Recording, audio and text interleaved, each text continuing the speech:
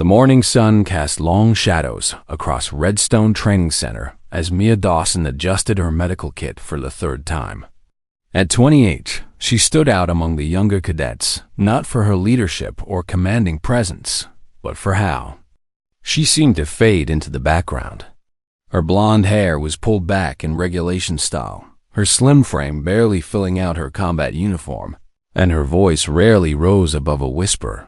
Loading ammunition again, Ghost? Cadet Ryan Torres called out, his voice carrying across the training yard. Several other cadets snickered as Mia quietly continued her task, head down, methodically placing each round with precision that went unnoticed by everyone around her. The nickname had stuck from day one, not because Mia was stealthy or elusive, but because she drifted through training like a shadow present, but not really there. During physical training, she consistently finished last in the running drills. Her voice cracked when attempting to shout commands during leadership exercises. When the instructors demonstrated heavy equipment handling, she struggled with gear that the male cadets lifted effortlessly. She can't shoot hard, can't yell loud, definitely can't handle the heavy work, muttered Jessica Barnes, another cadet who'd made it her mission to point out Mia's perceived weaknesses. I swear she picked the wrong career. Looks like a nursing student who got lost and wandered into our formation. The comments had become routine background noise. During mess hall conversations, someone would inevitably mention how Mia should have been sent to the medical corps instead of special operations support training. They joke about her soft-spoken manner, her tendency to sit alone during breaks, her habit of cleaning her medical supplies with obsessive care while others socialized. What none of them noticed was how Mia's hands never shook during first aid demonstrations, how she could insert an 4-line on the first try while others fumbled with practice dummies, how she treated simulated battlefield injuries with a mechanical precision that seemed to come from somewhere deeper than textbook knowledge.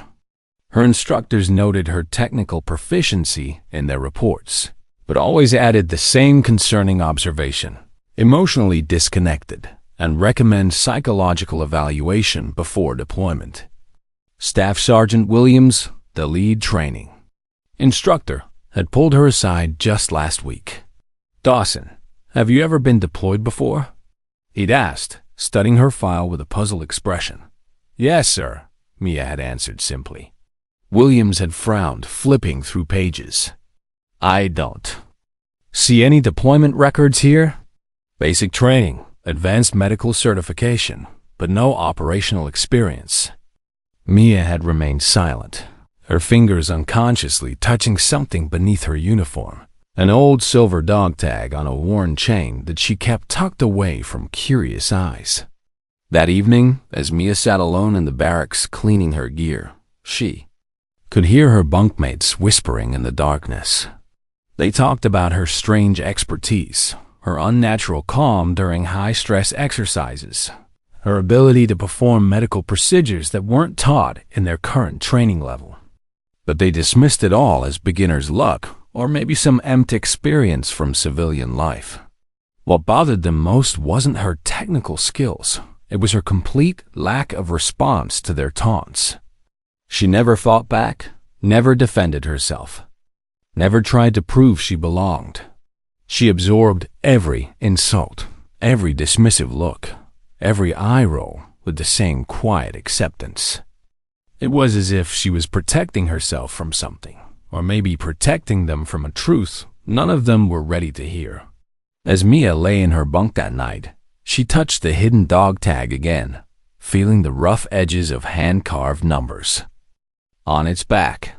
Tomorrow was Comprehensive Tactical Assessment Day, and there would be an unexpected visitor, someone who might finally recognize what those numbers meant. She closed her eyes, knowing that everything was about to change, and wondering if she was ready for the truth to finally surface. The numbers etched into that metal weren't just marks. They were coordinates of a place where 17 soldiers had died, A date when everything went wrong, and a mission designation that was supposed to be erased from history forever. Comprehensive. Tactical Assessment Day arrived with the usual pre-dawn chaos of cadets scrambling to prepare their gear. Mia moved through her routine with the same quiet efficiency, checking her medical supplies twice before securing them in her pack. The morning briefing revealed what everyone had been whispering about for weeks. They'd have a special observer today. General Monroe from Joint Forces Eastern Command will be evaluating our final exercise, Staff Sergeant Williams announced. To the assembled group, I expect nothing less than perfect execution from all of you. The cadets straightened instinctively. A general's visit meant career implications, potential recommendations, and the kind of attention that could make or break a military future. Ryan Torres grinned at his squad mates, flexing his shoulders. Time to show them what real soldiers look like, he muttered, loud enough for Mia to hear. Mia was assigned to the final group handling rear support duties, exactly where everyone expected the quiet blonde with the medical kit to end up. While the other cadets competed for prominent roles in the combat scenarios, she methodically organized her station and prepared for casualty treatment exercises. The morning exercises went as predicted. Ryan excelled in the weapons demonstrations. Jessica commanded her squad with the kind of authoritative voice that impressed the evaluators, and the stronger cadets dominated the physical challenges. Mia worked in the background, treating simulated injuries with the same precise, almost mechanical efficiency that had become her trademark. It was during the final medical scenario, as she knelt beside a cadet pretending to have a compound fracture, that her dog tag slipped from beneath her uniform. The old silver chain caught on her gear as she leaned forward, and the tag fell silently to the dirt beside her patient. General Monroe had been walking the perimeter of the exercise area, observing the rear support operations that most visitors ignored. He was a career soldier in his 50s, with gray hair and the kind of weathered face that spoke of decades in the field. As he approached Mia's station, sunlight reflected off the metal tag lying in the dust, catching his attention. Almost absently, he bent down to pick it up, expecting to see a standard military identification tag. Instead, his eyes focused on the back of the tag, where rough, hand-carved numbers had been etched into the metal. 0-1-1-mine-B. The general's face went pale. His hands began to tremble slightly as he read the numbers aloud, his voice dropping to a whisper that only Mia could hear. Echo point, 1722 hours. The entire exercise area seemed to freeze. Other cadets stopped what they were doing, sensing something significant was happening, but not understanding what. Mia slowly stood up, her eyes meeting the general's for the first time. Who carved these numbers? He asked, his voice tight with emotion. I did, sir, Mia answered quietly. General Monroe's grip tightened on the dog tag. You were at Echo Point. It wasn't a question. Mia nodded once, and the simple gesture seemed to drain the color from the general's face entirely.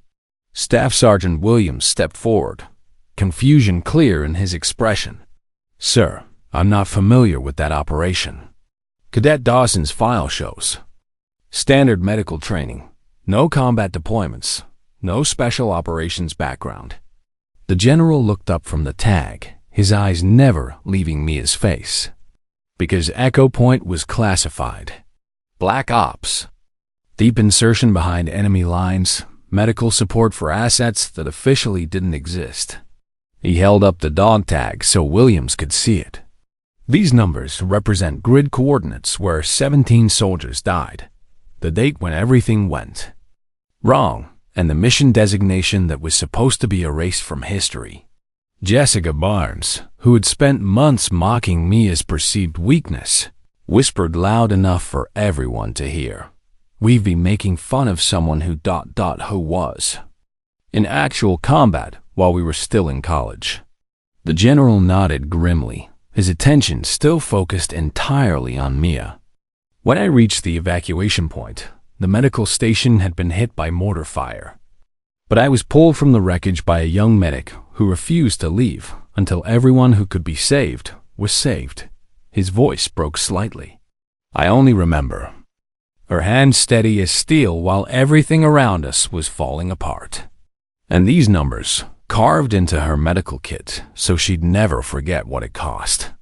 The training ground fell completely silent. Even the instructors had stopped their activities, sensing they were witnessing something far beyond a routine evaluation. Mia stood perfectly still, her calm exterior hiding the storm of memories that the general's words had unleashed. For months, she had endured their mockery, their assumptions, their dismissive comments about her softness and unsuitability for military service. Now, as the truth began to surface, she felt the familiar weight of those hand-carved numbers pressing against her chest, a reminder of the price paid for survival and the responsibility that came with being the one who lived to tell the story. General Monroe stepped closer to Mia, his weathered hands still trembling as he held her dog tag. The entire training ground had fallen into an unnatural silence, with cadets and instructors alike sensing they were witnessing something unprecedented. The general's voice carried the weight of years and buried memories. When I arrived at the extraction point, our support station was nothing but rubble and smoke. He began, his eyes never leaving Mia's face. Intelligence had failed us. Enemy forces had zeroed in on our position hours before the scheduled evacuation. Everything that could go wrong had gone wrong. Ryan Torres, who had spent months calling Mia a ghost and questioning her place in their unit, stood frozen with his mouth slightly open. Jessica Barnes had gone pale, her usual confidence completely evaporated. I was trapped under debris from the first mortar hit. General Monroe continued, his voice growing stronger with each word. Broken ribs, internal bleeding, losing consciousness. I should have died there. He held out the dog tag with both hands, as if it were a sacred artifact. But I was pulled from that rubble by a young medic who refused to abandon her post, even when the evacuation helicopters were being shot down around us. The general came to attention and rendered a perfect military salute to Mia. The gesture hit the assembled cadets like a physical blow. Here was a general, a man whose career spanned decades of distinguished service, saluting the quiet woman they had dismissed as weak and unsuitable for military life. "You're the one who saved me," he said simply. Mia returned the salute with the same precise form, her voice remaining steady despite the emotional weight of the moment. "Yes, sir." Staff Sergeant Williams was frantically pulling up classified databases on his tablet, his face a mixture of confusion and growing understanding. "Ma'am, I need to understand why none of this appears in your standard personnel file." "General," Monroe answered for her, his tone becoming official and commanding, because Echo Point was compartmentalized beyond normal clearance levels. The families of the KIA deserved to believe their children died as heroes in a documented mission, not as casualties of an intelligence failure that officially never happened. He turned to address the assembled cadets directly. "What you need to understand is that Mia Dawson spent 72 hours behind enemy lines, treating wounded soldiers while under constant fire. She performed field surgery in a bombed-out building, with equipment held together by medical tape and determination. She carried wounded men twice her size to safety, one at a time, through hostile territory." The general's voice grew stronger, more passionate. "And when the extraction went wrong, when our helicopters were shot down, when our communications failed, when everything fell apart, she stayed. She kept working. She kept saving lives until the very last moment, when enemy forces were literally at the door of our makeshift medical station." A young cadet named Marcus Webb, who had often joined in the mockery of Mia's quiet demeanor, raised his hand hesitantly. "Sir, how many people did she save?" 11 confirmed survivors, including myself, the general replied. 11 families who got to welcome someone home because of the woman you've been calling soft. The numbers hit like a physical blow. 11 lives. 11 families. 11 soldiers who returned home because Mia Dawson had refused to give up, even when everything around her was literally exploding. For the first time since the conversation began, Mia spoke, her voice carrying the calm professionalism that her fellow cadets had mistaken for weakness. The numbers on my tag aren't for glory, sir. They're coordinates where good people died, the date when everything went wrong, and the mission code that reminds me why I do this job. She looked around at her fellow cadets, meeting their eyes. For the first time in months, I don't need you to think I'm tough. I don't need you to respect me because of what happened at Echo Point. I need you to be better than I was, smarter than I was, more prepared than I was. Her voice carried the weight of experience that none of them could match. Because someday, you'll be the one making impossible decisions. You'll be the one choosing who lives and who dies. And on that day, it won't matter how loud you can yell or how much weight you can lift. The training ground was so quiet that the wind through the equipment seemed loud. It'll only matter whether you can stay calm when everything is falling apart, whether you can make the right choice when there are no good choices left. General Monroe nodded with deep respect, then addressed the group one final time. Ladies and gentlemen, meet your new standard for excellence. The aftermath of General Monroe's revelation rippled through Redstone Training Center like a stone thrown into still water. Word spread quickly through the barracks, the mess hall, and the training facilities. The quiet woman they had dismissed and mocked for months was a decorated combat veteran whose service record was so classified that even their instructors hadn't known the truth. That evening, as Mia sat alone at her usual corner table in the mess hall, something extraordinary happened. Jessica Barnes approached with her dinner tray, her face flushed with shame and uncertainty. "Mind if I sit?" Jessica asked quietly. Mia looked up, surprised. In all their months of training together, Jessica had never voluntarily approached her outside of required exercises. Of course, Jessica sat down heavily, staring at her untouched food. "I owe you an apology. Actually, I owe you about 100. Apologies." She finally met Mia's eyes. "I made fun of you. I questioned whether you belonged here. I called you soft, weak, unsuitable for military service." Her voice cracked slightly. "And all this time, you were already more of a soldier than I could ever hope to be." "You don't need to apologize," Mia replied gently. "You judged based on what you could see. Most people do. But that's just it," Jessica continued, her emotions raw and honest. "I should have looked deeper. I should have wondered why someone with your obvious medical skills and composure under pressure was here in the first place. Instead, I made assumptions and treated you terribly." One by one, other cadets began approaching their table. Ryan Torres, who had coined the nickname Ghost, sat down without invitation, his usual bravado completely absent. "I've been thinking about what the general said," Ryan began slowly. "About you carrying wounded soldiers twice your size to safety. About performing surgery under fire." He shook his head in disbelief. And here I was, thinking physical strength was the only thing that mattered. Marcus Webb joined them, followed by several others. Soon, nearly half their training class had gathered around Mia's corner table, not to mock or dismiss her, but to understand. "Can you tell us about it?" Marcus asked hesitantly. "About Echo Point, I mean, if you're allowed to."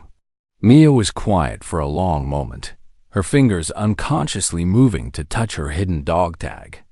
"Some parts I can share," she said finally. The operation was supposed to be a routine medical support mission. We were providing aid to a reconnaissance team that had been behind enemy lines for 3 weeks. Intelligence suggested the area was mostly clear. She paused, gathering her thoughts. Intelligence was wrong. We walked into an ambush that had been planned for days. The enemy had been watching our communications, tracking our movements, waiting for the perfect moment to strike. The cadets listened with rapt attention. This wasn't a classroom lecture or a training exercise. This was real combat experience from someone who had lived through it.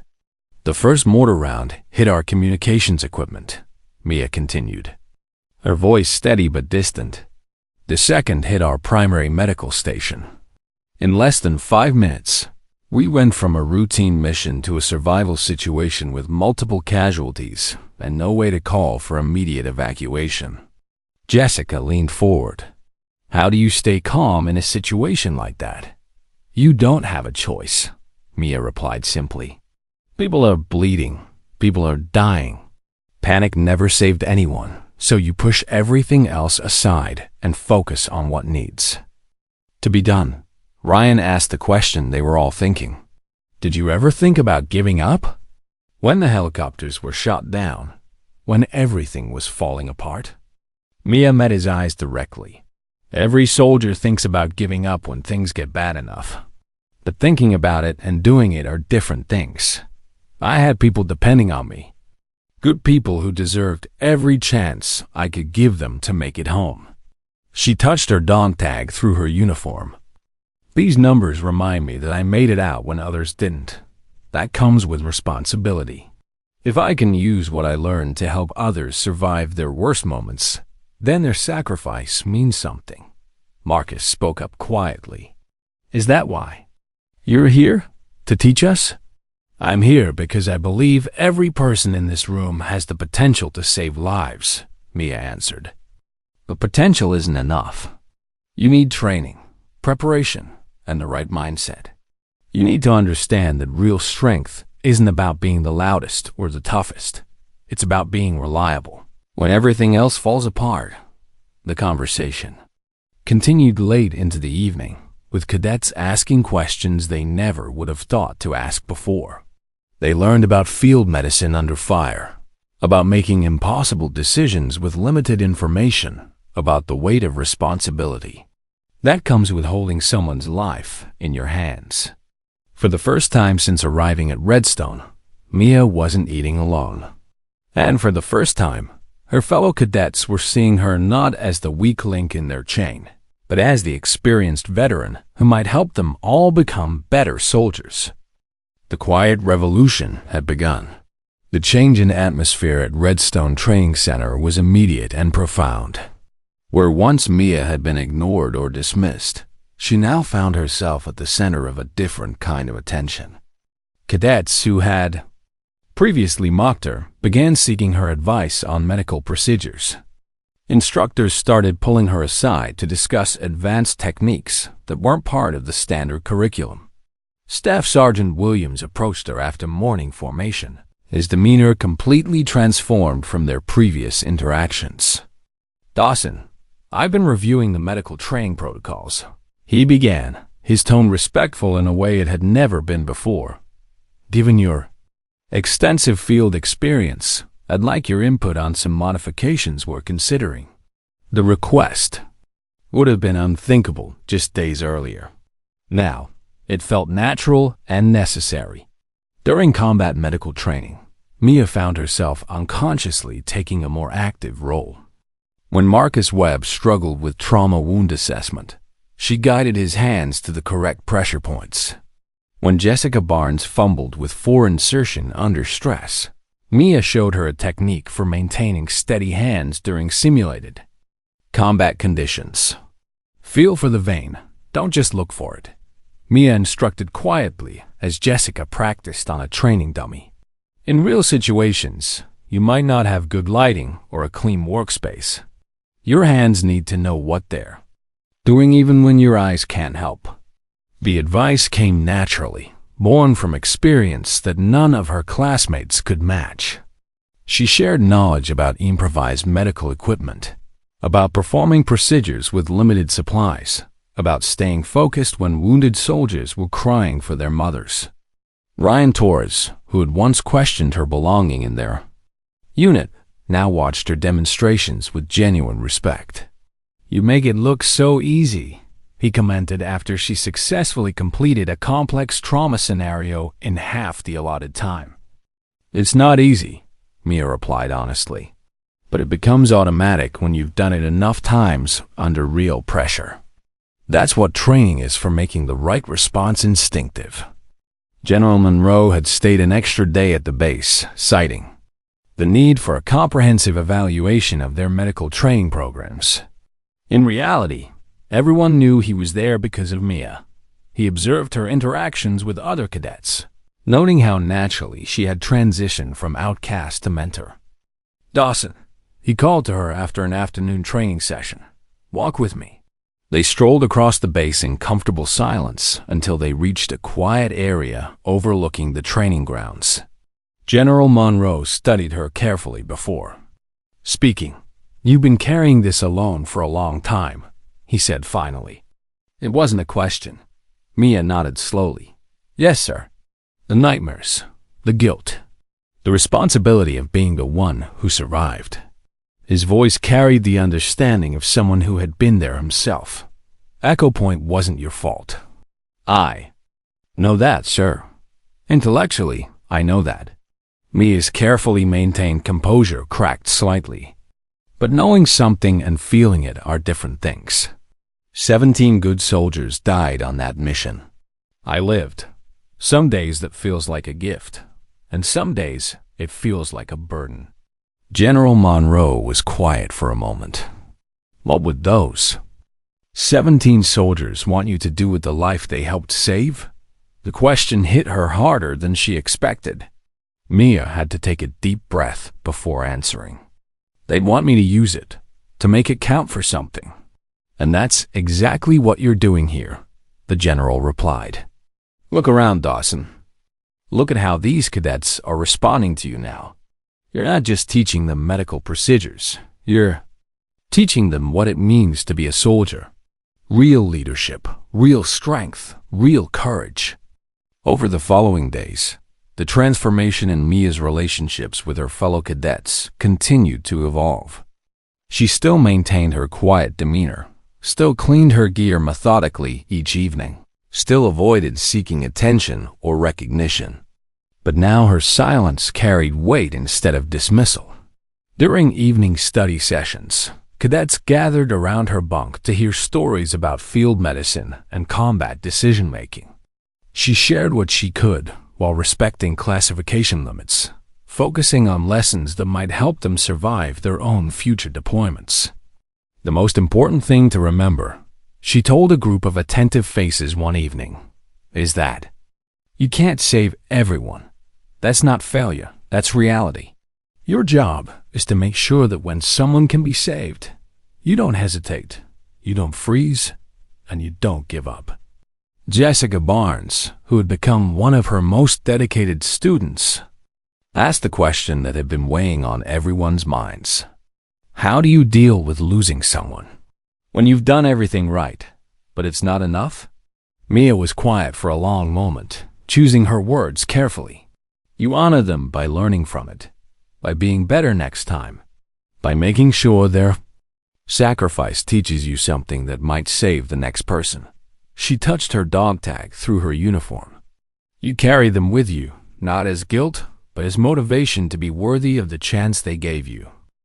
The room fell silent as the cadets absorbed the weight of her words. They were beginning to understand that true strength wasn't about physical power or loud confidence. It was about carrying impossible burdens with grace, making life and death decisions with calm precision, and finding the courage to care deeply in a world that often rewarded indifference. Mia had become their standard for excellence, just as General Monroe had proclaimed. But more than that, she had become their teacher in what it truly meant to serve.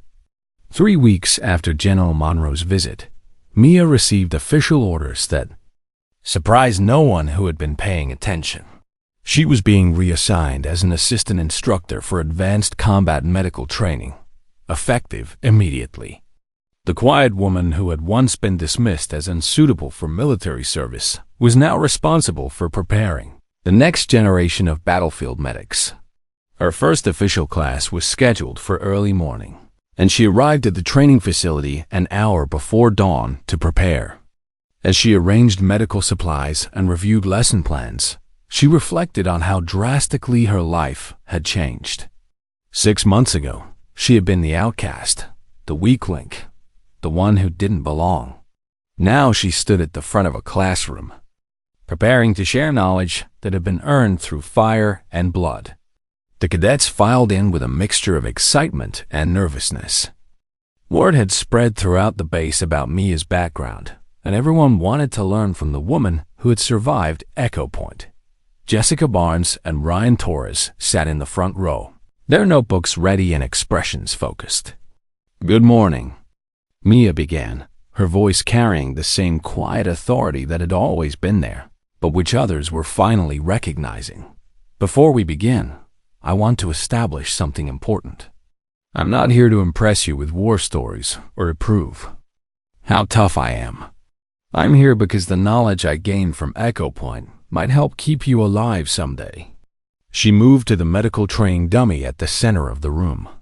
Combat medicine is different from civilian emergency care in several critical ways. You'll have limited supplies, poor lighting, enemy fire, and patients who are often your friends and teammates. The emotional component can be as challenging as the technical aspects. Marcus Webb raised his hand. "Ma'am, how do you maintain objectivity when you're treating someone you know personally?" "You don't," Mia replied honestly. "You can't completely separate your emotions from the situation, but you can channel them productively. Let your concern for that person drive your precision and focus, not your panic." She demonstrated advanced trauma care techniques, sharing insights that weren't found in any textbook. How to improvise medical equipment from combat gear. How to perform procedures with hands that were shaking from adrenaline. How to make rapid triage decisions when resources were limited and every choice meant someone lived or died. During Echo Point, she said, while showing them how to create a makeshift stretcher from rifles and uniform jackets, "I had to treat 11 wounded soldiers with supplies meant for routine medical support. Everything we had planned for was wrong. The equipment we expected wasn't available. The evacuation timeline we had trained for had completely fallen apart." The cadets listened with rapt attention as she continued. "So we adapted. We improvised. We made do with what we had, and we never stopped trying." She met each of their eyes in turn. That's what separates competent medics from exceptional ones, the refusal to give up when everything goes wrong. Ryan Torres asked the question that had been weighing on everyone's minds. "Ma'am, were you ever scared during Echo Point?" May paused her demonstration, considering how to answer honestly without undermining their confidence. "I was terrified," she said finally. "I was 23 years old in my first real combat situation, with people depending on me in ways I had never experienced before. Fear is normal. It's human. The question isn't whether you feel afraid, it's what you do with that fear." She resumed her demonstration, her hands steady and sure as she worked. "You can let fear paralyze you, or you can use it to sharpen your focus."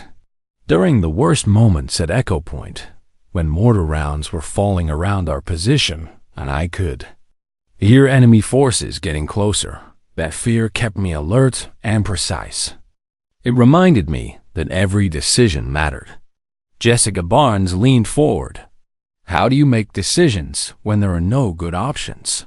When every choice seems wrong?" "You make the best decision you can with the information you have," Mia replied. "You accept that perfect outcomes aren't always possible, and you focus on achieving the best possible outcome under the circumstances." Her voice carried the weight of experience. "Sometimes that means choosing to save 3 people instead of attempting to save 5 and losing them all." The class continued for 2 hours, with Mia sharing practical knowledge that couldn't be found in any manual. The cadets took detailed notes, asked thoughtful questions, and began to understand the depth of responsibility that came with their chosen profession. Near the end of the session, a young cadet named David Martinez asked quietly, "Ma'am, do you ever regret being there? At Echo Point, I mean?" Mia was quiet for a long moment, her fingers unconsciously moving to touch her hidden dog tag. "I regret that 17 good soldiers died that day. I regret that intelligence failures put U.S. in an impossible situation. I regret that some families receive folded flags instead of welcome home hugs." She paused, gathering her thoughts. "But I don't regret being there. Those 11 soldiers who made it home, they deserved every chance I could give them. If I had to do it again, I would make the same choices." As the class ended and cadets filed out, discussing what they had learned, Mia felt something she hadn't experienced in months, a sense of purpose that wasn't weighted down by guilt or survivors syndrome. For the first time since Echo Point, she was using her experience to build something positive rather than simply carrying the burden of what had been lost. Staff Sergeant Williams approached as she cleaned up the training materials. "Outstanding. Class, Dawson." The cadets were completely engaged. "Thank you, sir. They're good students. They want to learn." "They want to learn from you," Williams corrected. "There's a difference. You've given them something that can't be taught from a book, the knowledge of what it's actually like out there." As Mia walked back to her quarters that evening, she felt the familiar weight of her dog tag against her chest. But for the first time in years, those hand-carved numbers felt less like a burden and more like a responsibility she was finally fulfilling properly. 6 months later, Mia stood at the edge of the helicopter landing zone, watching her first class of advanced medical students prepare for their initial deployment. The morning sun cast long shadows across the tarmac as cadets performed final equipment checks and reviewed last-minute protocols. Jessica Barnes and Ryan Torres were among the group, their transformation from dismissive critics to dedicated students now complete. General Monroe had returned to Redstone for the deployment ceremony, a tradition that honored both the departing soldiers and their instructors. He approached Mia as she watched her students with the careful attention of someone who understood the weight of responsibility they were about to shoulder. "Nervous?" he asked, coming to stand beside her. "Yes, sir," Mia replied honestly, "but not for the reasons I expected." The general raised an eyebrow. "Explain." "6 months ago, I was nervous because I didn't think I belonged here. I was carrying Echo Point like a secret shame, trying to blend in and avoid attention." She paused, watching Jessica Barnes help a younger cadet adjust his medical pack. "Now I'm nervous because I know exactly what they're heading into, and I want to be certain I've prepared them properly." General Monroe nodded approvingly. "That's the difference between survivor's guilt and survivor's responsibility. You've learned to channel your experience productively." Ryan Torres jogged over to them, his gear properly secured and his bearing confident but respectful. "Ma'am, the squad leaders wanted me to deliver a message from the entire class." "Go ahead, Torres." Ryan straightened to attention.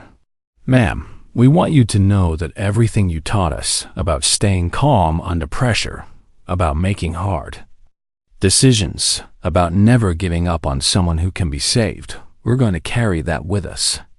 And if we're ever in a situation like Echo Point, we'll remember that real strength is quiet, real courage is gentle, and real heroes often look nothing like what people expect." The words hit Mia harder than she had anticipated. She had to take a moment to compose herself before responding. "You honor me, Torres. All of you honor me. But remember, you're not going out there to be heroes. You're going out there to do your jobs and come home safely. That's what matters most." Jessica Barnes approached with several other students, their faces serious but determined. "Ma'am, we have something for you," she said, extending a small wooden box. Mia accepted the box with curiosity and opened it carefully. Inside was a silver pendant on a simple chain, not a dog tag, but something similar. Engraved on one side were the coordinates of Redstone Training Center and the date of their graduation. On the reverse side, in carefully etched letters, were the words, "Real Strength Whispers." "We wanted you to have something that represents what you've built here," Jessica explained. Echo Point was about surviving the worst. This is about creating something better. Mia felt tears threatening for the first time in months, but they were tears of gratitude rather than grief. "Thank you," she said simply. "This means more than you know."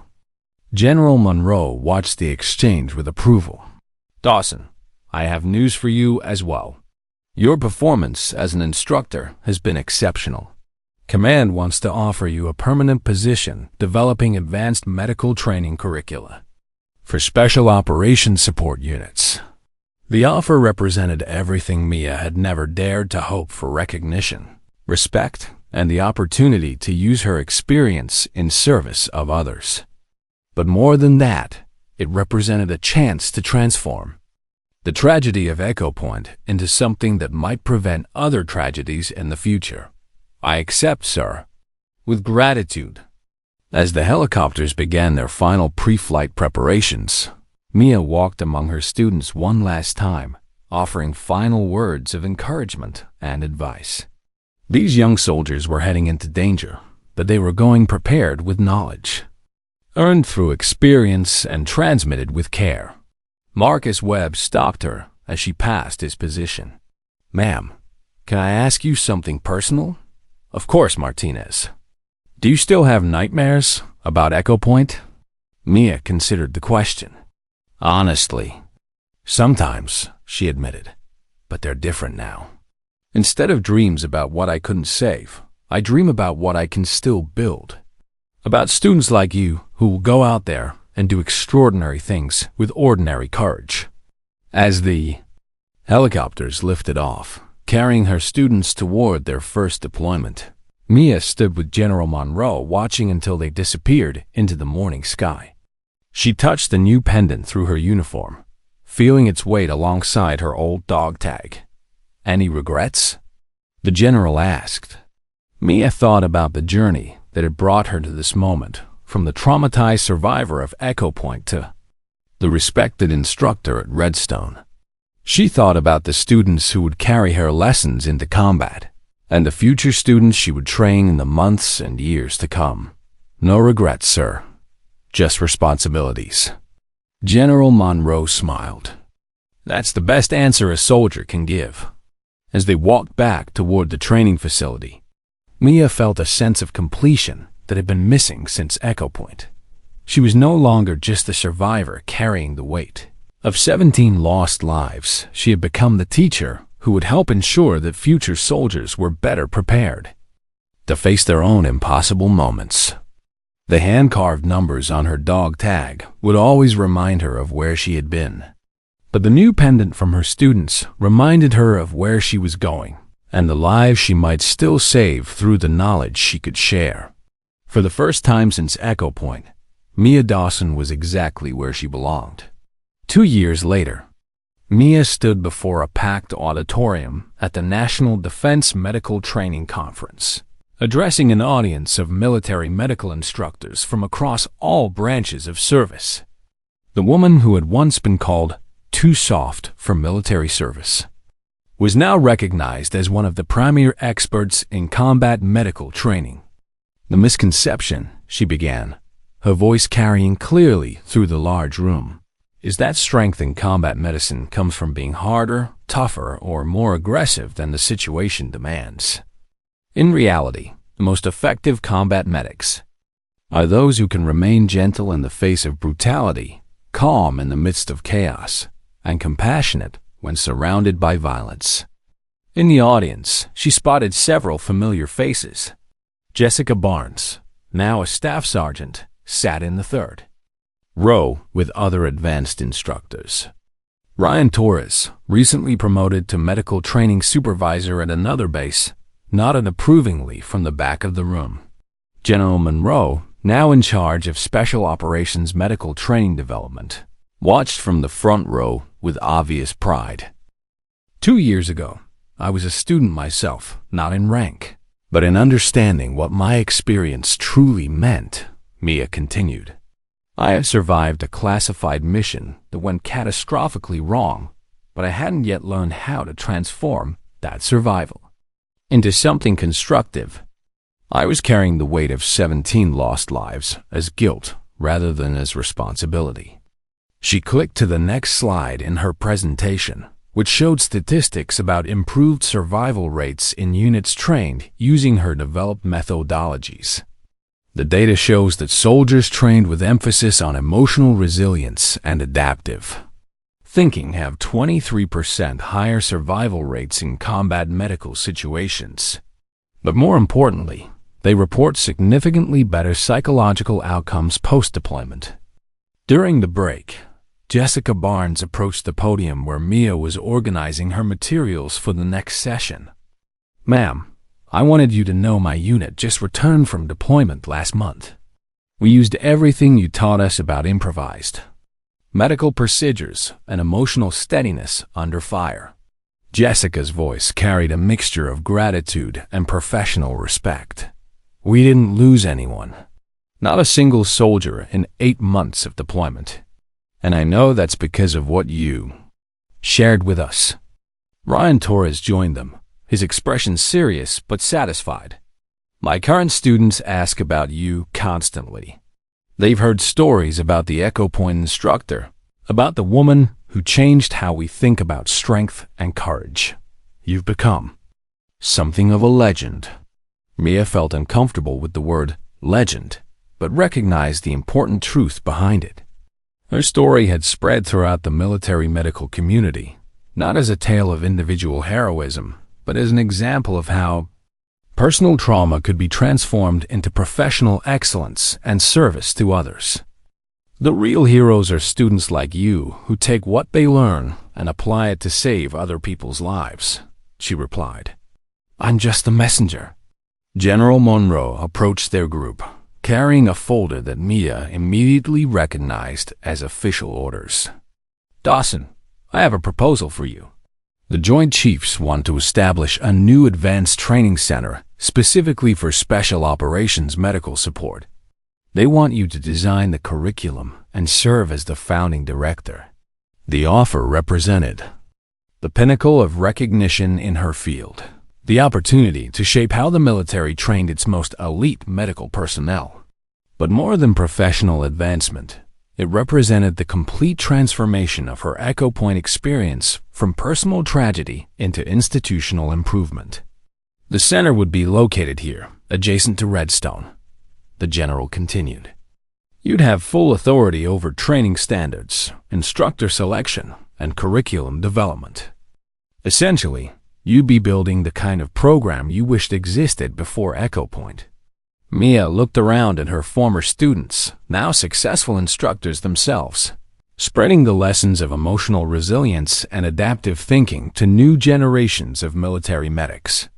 She thought about the 17 soldiers who had died at Echo Point, and how their sacrifice could now contribute to saving countless other lives through improved training. "I accept, sir." "With honor."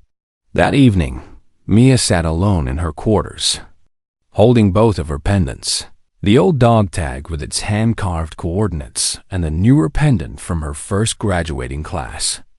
The contrast between them told the story of her journey from survivor to teacher to leader. She opened her personal journal and wrote a final entry about Echo Point.